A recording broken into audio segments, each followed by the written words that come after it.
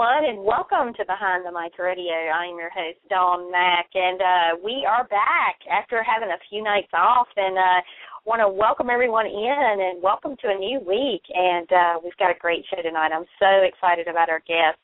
I'm a huge fan, as I know many of you are, and so I hope that your week is off to a great start. And if it's not, just know that our show tonight is sure to turn things around, I hope, for you. To give you a little bit of background on our guest, tonight we welcome two special guests to our program who are no strangers to daytime television. So fans, and many of you out there, first came to know and love them on the iconic daytime drama Guiding Light as the characters Christina and Remy Boudreau. Now fans could not be more thrilled to see them working together again on another daytime drama favorite, The Bold and the Beautiful. She is a veteran actress of primetime, daytime, and film, and some of her acting credits include Men in Black 3, Burn After Reading, Gossip Girl, and Law and Order CI. She is also an accomplished vocalist and has appeared on many concert recordings and the Finding Nemo soundtrack. He has starred in numerous primetime, daytime, and film productions. Some of these include Ugly Betty, Law and Order Victims Unit, For Better or Worse, Collar, and My Last Day Without You. Now, together, they are starring in a spin-off web series called Room 8, born out of their current storyline on B&B. And we are very proud and honored to welcome tonight Karla Mosley and Lawrence St. Victor. Hello. Hello. Hey, hi, guys. How are you? Excited to be on the show. Can you hear me okay? Yeah, we can hear you just fine. Just really excited to be here. I am excited to have you guys on. I mean, there is so much buzz right now, not for many different reasons. One, because you guys are back in daytime together on the same soap, and fans of yours everywhere are just eating that up. And what has that been like for you guys to just be back working together? I'll let you go first, Tina. Okay. It's been incredible.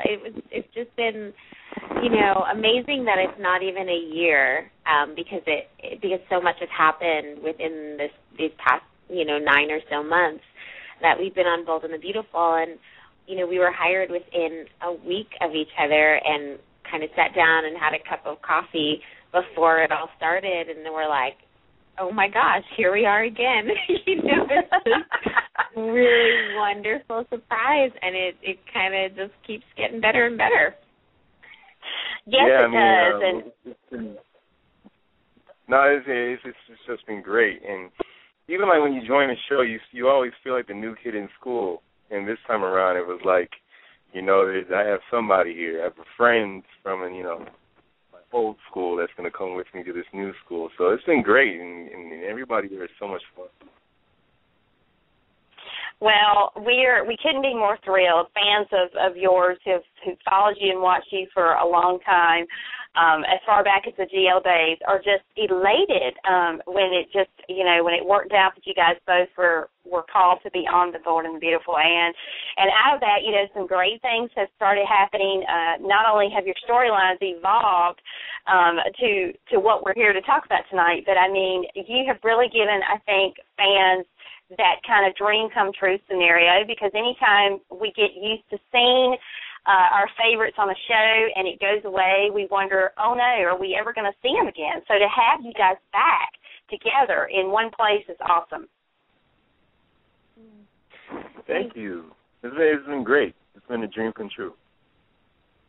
And it's always great to hear from, go ahead. I was just going to say it's always great to hear from GL fans who are still watching, and it just means so much to know that they followed us from that show to this one, and that some have started watching Bold and the Beautiful because of just loving Christina and Remy, and now getting to know and love Maya and Carter, and that's really cool. Most definitely. Well, I want to first, congratulate you guys on the early success of the new web series, Room 8. I've watched every episode thus far. It is a riot. I love it. And the great thing about it is CBS has made groundbreaking history, as this is the first time a soap opera has taken, an arc from a storyline and has turned it into a web series. And it's a pretty brilliant concept, I might say. And how did Room 8 kind of come about?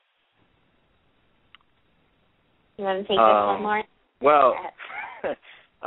Well, Brad. I mean, this is like in his mind. Like he's the mastermind behind this whole thing. And when Karla and I joined the show, he was really excited about a web series that we made years ago called Wedlocked. He was very excited about it. Wanted to know the process. He just liked the kind of content that it was. So then, months and months later, Room 8 comes up, and it's very similar in tone as far as Wedlock's concerned. And he definitely said, that he loved the concept of Wedlock and kind of wanted to take that kind of chemistry and put it into this scenario. So we were doing Room 8, and then one day he calls us up, and he's like, "You guys want to write Room 8, the web series?" And we're like, "Yeah." So that's kind of the inception of how it happened. That is truly amazing because, of course, when Brad Bell comes to you and says, "Hey, you want to write a web series?" kind of a spinoff of a storyline you're currently doing. I mean, it's really hard to say no to that, I would imagine. And you don't say no. You don't say no. That's for sure. You don't. When do we start? That's what you say. That's right. That's exactly right. When can we start? Yeah.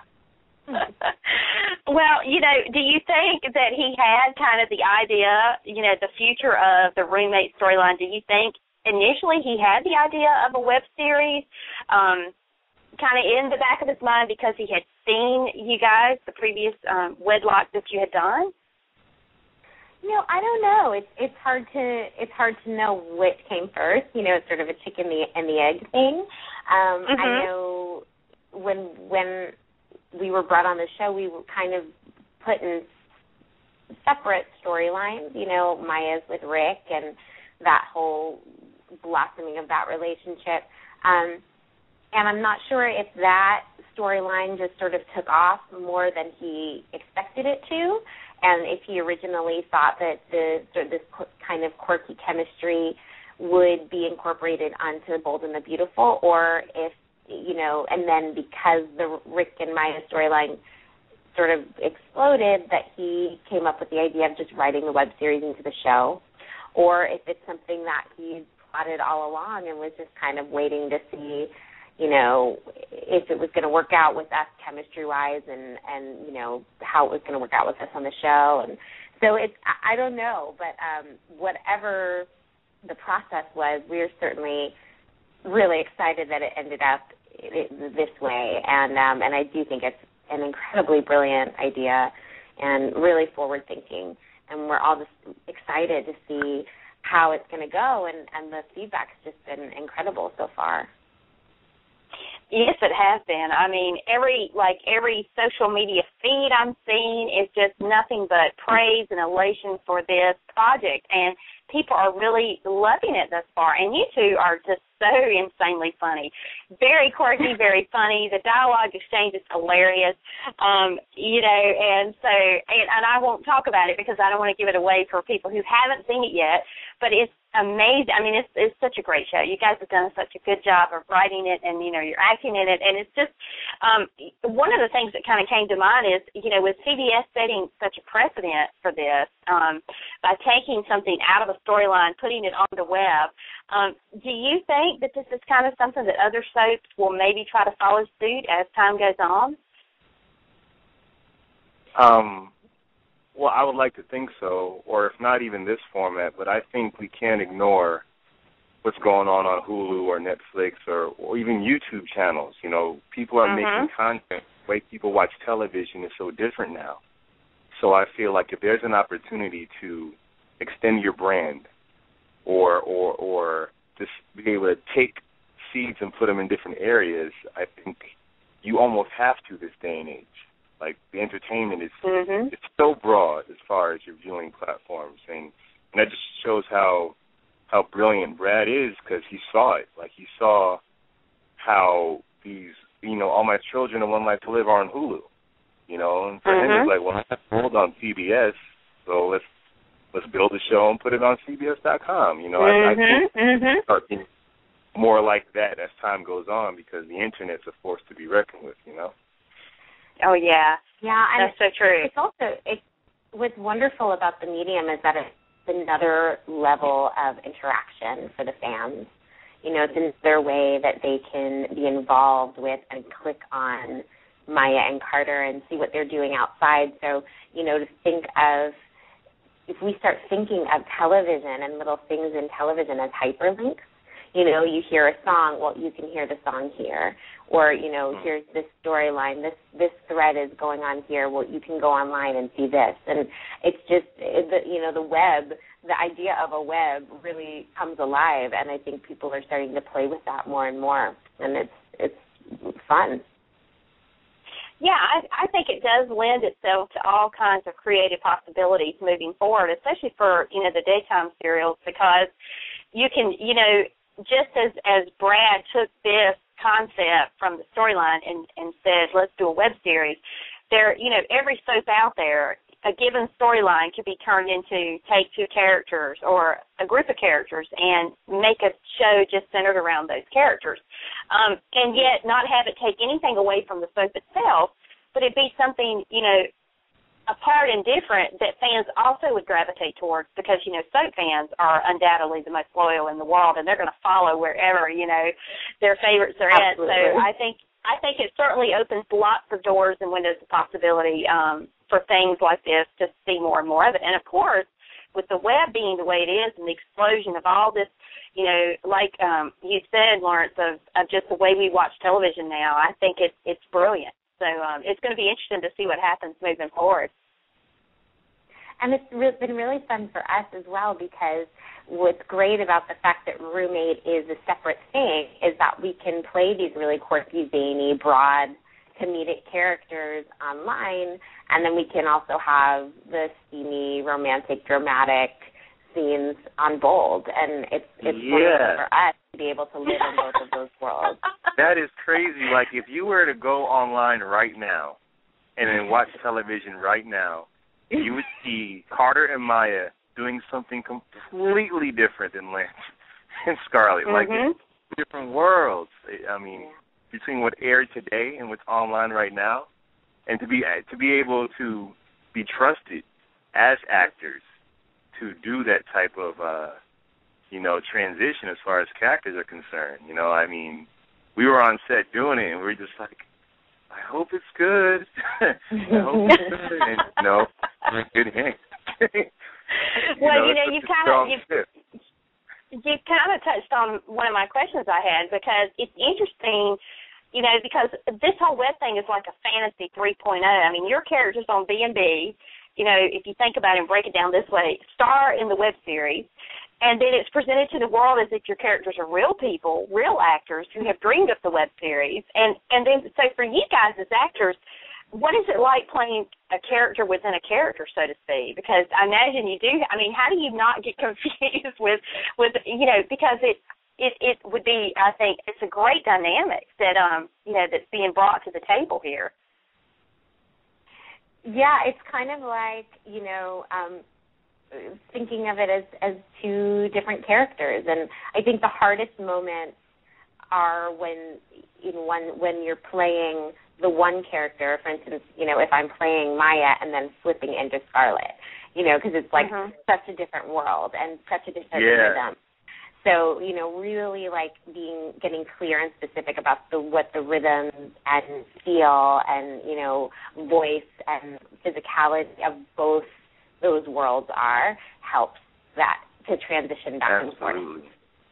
And because we had one day when we were doing Roommate, the day we were shooting it, we had to also film a promo as Carter and Maya telling everyone about Roommate. But we've been in Lance and Scarlett's shoes all day. So when we got in front of the cameras, I'm like, hold on. I have to find my Carter. Where is he? Where is he? Because, you know, Carter and Maya are almost like polar opposites of Lance and Scarlett. Carter's laid back. He's kind of smooth. He's a listener. Lance is very childish, very hyperactive, and very, like, you know, he's a boy. And you know, Maya carries all this stuff. She has a huge past. But then Scarlett's, like, you know, hopped up on caffeine. So it's yeah, to see, you know, the way that Scarlett has handled the past couple of days on the the way Maya has handled the past couple of days, you know, with the roommate premiere and being so upset and, like, that she wasn't able to show up for the party after the premiere because she was upset about Rick. Scarlett, there's no way. Like, Scarlett is so hyper-focused. She's so, she would be like, screw you, Rick. I'm going to, you know, like, it wouldn't even be That's right. on her mind. I was about to say that. She would be there telling Maya, look, chick, you know, you got to get it together. This is your moment.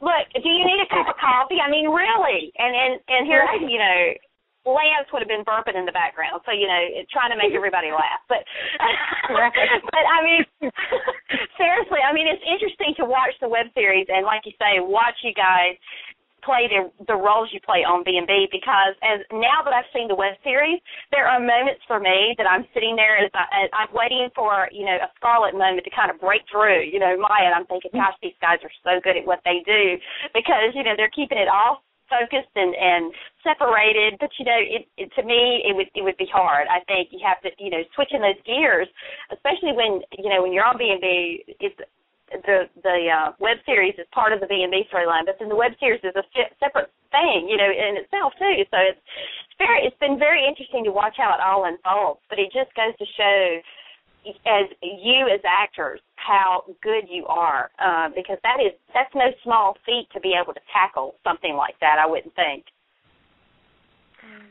Well, thank you. We were in good hands. We had so much support. I mean, that's a big thing. We had a lot of support doing this and people watching us, because, you know, we were more involved creatively with the web series than we ever are with B&B. So we had a lot of people that our support. We had an awesome director, Jennifer. We had some great producers, and they had our backs. And, you know, with Roommate, it's like, just go big or go home. It's like, go all the way or don't go at all. Yeah, I'm just so excited. I mean, I love, you know, it's so interesting to be involved in a project in this way, to be involved, like, with the words and then the on-screen and then the production. And I'm so in love with so many moments, and I'm really excited for people to be able to experience them. And, you know, the upcoming episodes are so special and fun, and you just get to know them more and start to love them more and get to know them more as people. It's really exciting. Well, one of the things that I love about Roommate is the fact that the way you guys wrote it and the way it was produced, to me, it's like traditional sitcoms, you know, of yesterday, that you really could laugh at, you enjoyed, it was just fun, and, you know, and there's a lot to be said for that, because it seems like, you know, a lot of television nowadays is not like that, and it's just so nice to see that out there, and to have that tongue-in-cheek, you know, humor, and it's really hilarious and hysterical. So, you know, you guys have got it great. And to be able to see that comedic side as well of you guys is quite interesting as well. Well, you know, it's like thinking back to shows that I watched as a kid that, you know, I wouldn't have to turn off if my mom walked into the room, and vice versa, you know, like, that there can be comedies that people can sit down and watch all together, and that the humor is elevated enough that adults will laugh and enjoy it, but that they don't have to feel like they have to kick their kids out of the room to watch it either. It's I think that is something that's important to both of us. Absolutely. Well, I'm saying like TGIF growing up was big and big in my household. It was was clean comedy. It was like, you know, the whole family can sit down and watch. You know, and I think that, I mean, naturally, I think where me and Karla go when it comes to content, especially something like this is like, you know, we want to challenge people because there's stuff that comes up that's going to challenge you as a viewer. But definitely want the whole family to watch it, you know.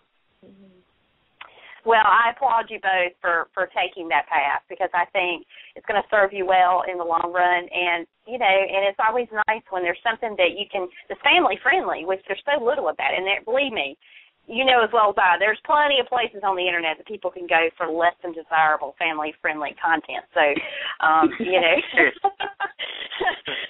and that's all I'll say about that. Well, let's talk a little bit about your characters, Maya and Carter, rather. If you could each describe your characters in 3 words, what would they be? Oh, good question. I should describe yours, and you should describe mine. I know. Yeah, there you go. That would be fun.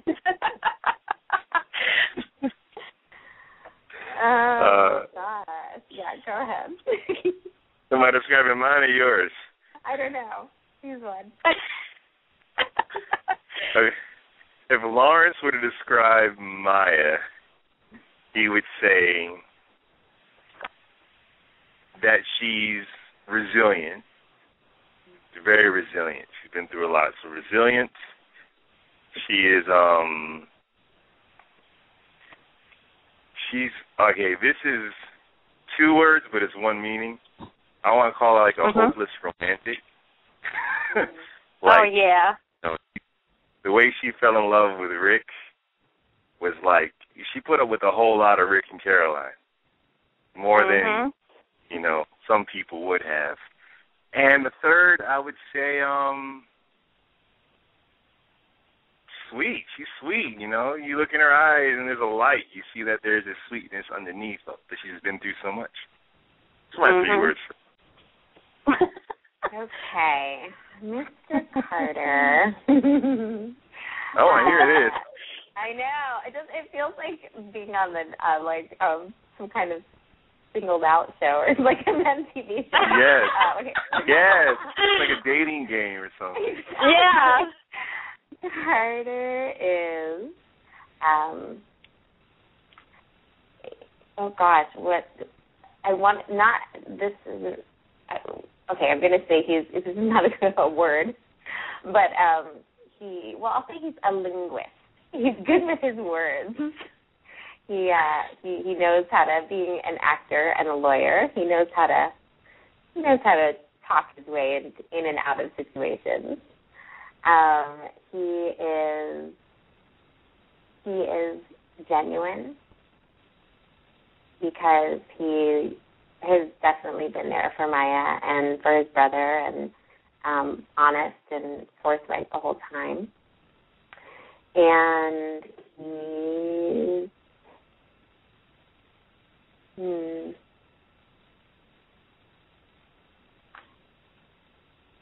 he's smooth.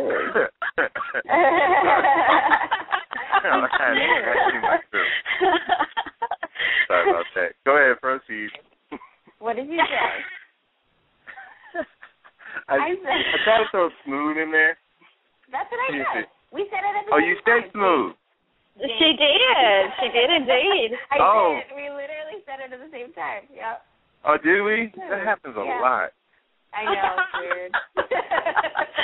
Well, you know, it's interesting to hear each of you describe each other's characters because, you know, Maya is that hopeless romantic. And I'm thinking to myself, as much as I've watched you on screen, of course, you have this tremendous chemistry anyway. But, you know, I'm thinking to myself, Maya, wake up. Carter's your guy. You need to let Rick loose because that guy is nothing but a player. You know, you need to just let him go.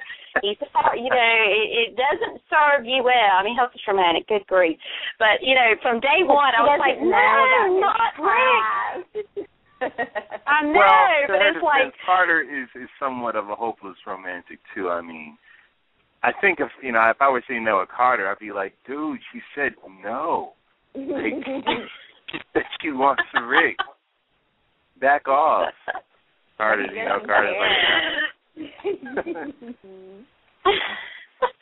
Well, that's the great thing about you two is that I became a fan of yours when you were on Guiding Light, as many people did, and of course for me, I would love to see that whole Carter-Maya pairing, just because you guys were so good together on Guiding Light as a couple, and sometimes I could wring Rick's neck, really honestly. I mean, and Caroline, we won't even go down that path. I love seriously, Caroline. I mean, it's like, I am a Caroline fan. She's hysterical. She is hysterical. She does some crazy, zany, quirky things. It does keep you in stitches, but yeah, I mean, it's interesting to see you guys. And if you don't mind, I'd like to stroll down memory lane for a little bit. And when you both were on Guiding Light, what was it like being part of that? Because, as we all know, it came to an end, and it was the longest running daytime drama for so long, and it was, I think it took the soap world by surprise when the announcement was made, we're going to be no more, and it was just unthinkable to think any soap could go off air, but you guys were a part of history, and what was it like for you? Yeah, I mean, it was absolutely, for me, because it was such a short-lived experience. I was only on for about the last year and a half. But I feel like I was on during one of the best moments because, I got to see a lot of the old characters come back and storylines wrap up. And after we got the news, which came on April Fool's Day of all days, God. It was awesome. It was awful. No one knew if they were telling a joke or, it was just such a bizarre, surreal moment. But after we got the news, to hear all of the stories and, people talking about what it was like when it's 25, 30 years ago, and then hearing from fans who so loved the show and have been watching for generations. We met people who were grandmother and daughter and granddaughter and even great-granddaughter watching the show. And, that kind of legacy, something my grandmother listened when it was on the radio, and my mom watched with her as a kid. So it was really just such a special experience and such a special thing to be a part of. I will always remember and have gratitude for that time and all that I learned there. Yeah, it was, like Karla said, it was a very special show. And being on there and being on it in the middle of the switch between formats and watching how all the producers and the directors and the writers, it was a team effort. That shift was hard, and there wasn't that much preparation, and everybody stuck together. And we even became more family-like in that regard. So when we were all figuring out this new format, this birth of creativity came out where we all leaned on each other and trusted each other. We were, during our lunch breaks, if we were shooting in New Jersey on location, we always had a baseball game or a football game going on with the cast and the crew. Always. We just played together. And it was such a great time, and it was so much fun. Remy and Christina, I don't know if they planned it to turn into the comedy it became, but they were just so in tune with what was going on and what we were doing. And one of my favorite acting experience was the Boudreau Thanksgiving. It was wow, it's we had Montel Williams, we had the whole family there, and it was just an awesome time. Like Karla said, the fans of that show, going for generations and generations of people watching it, you feel like you were selected to be part of something very special. It's a huge honor to be a part of it, and I'm sad that it's gone too. I do go over on YouTube and watch some old Guiding Light episodes, and not just my own. I'll watch the Reba baptizing herself, the horse spring. Amazing scene. I mean, and just I was a fan. I was a fan as much as I was an actor on it. I mean, I love those people, and I watch them now. I watch them on they're on other shows, if they're on web series, I watch them because I'm a huge fan of all their work. Yeah, it was an amazing show. Yeah, I loved how it was so, looking back at it now, like, it was so simple. You know, it was obviously really deep storylines, breast cancer storylines and just everything, but also it was just people living their lives in a small town, and there's something really beautiful about that.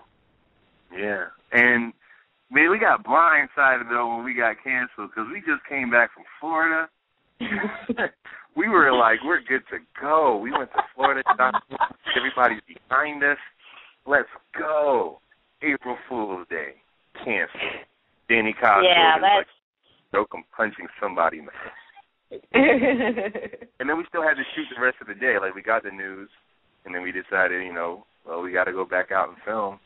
And me and Gino, the Remy and Dinah scene that day, and I'll never forget it. And it was raining. It was like the perfect dramatic day. It rained. It was April Fool's Day. Everyone's losing their job. It's like, wow, that is a dramatic scenario. But a lot of love came out of that. A lot of love came out of it. I think on soap operas, as actors and producers, you get into the place of the show is going to be around forever. Soaps don't get canceled. And when our soap got canceled, I think it, woke us up. We can't take any day for granted. We can't take any episode for granted. You never know what's going to happen. So I think that's what kind of brought us together even more between April and August of shooting. Yeah, I mean, as a cast and crew, as in shock as you were when the announcement was made to the world and the soap community that Guiding Light was canceled. I mean, that was one of those, wait a minute, did I hear that right? Because, as you were saying, Karla, it was a generational thing. I mean, your grandmother, your mother, everybody watched, gathered around the television or the radio, and it was just one of those things that you thought would be around forever. If everything else in the world got canceled, daytime dramas would not. But that really did kind of start a domino effect of sorts. And the thing that I love now about what, One Life to Live, All My Children are doing, and even what Brad has done with Room 8, is it gives me hope, a fan of Guiding Light, a fan of As the World Turns, and I hope that Procter & Gamble will maybe sit up and they're watching how all this is unfolding and how it's working so well. And maybe, just maybe down the road, those two soaps will come back in an online format. I mean, that would be great if we could get those two back as well. And because I don't think anyone ever thought that, Hulu would have two of the biggest former ABC soaps out there when they were canceled. Right. So, I think anything's possible now with the way things have evolved. And I'm just so excited for Room 8 and how that's going so far.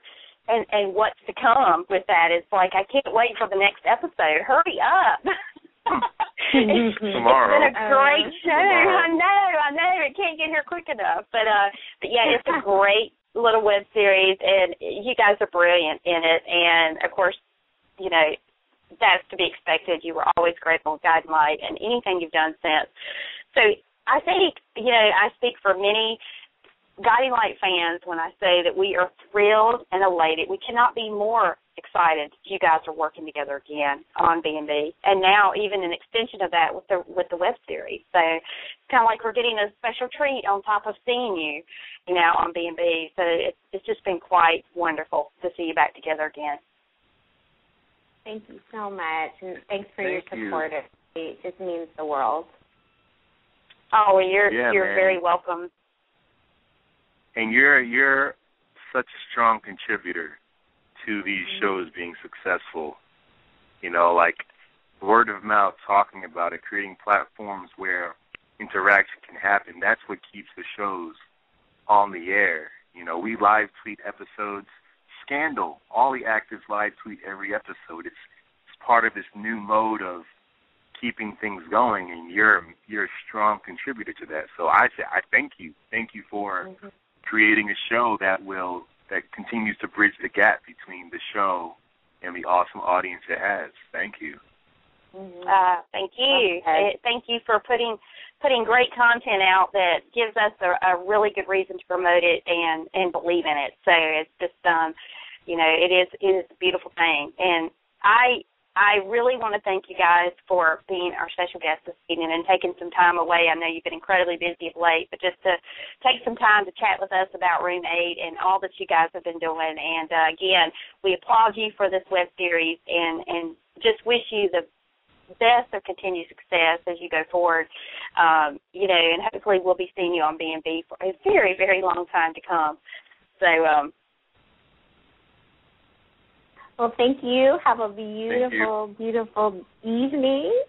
And, I am completely confident that we'll be around for a while and that B&B isn't going anywhere. So thank you. And hopefully more Room 8. We'll see. Hopefully more. That's right. That's right. Well, we're going to hopefully do everything we can to help promote it and keep it going because it's a great little web series. So thank you so much, guys. Thank you. All right. Take care and good night. Good night.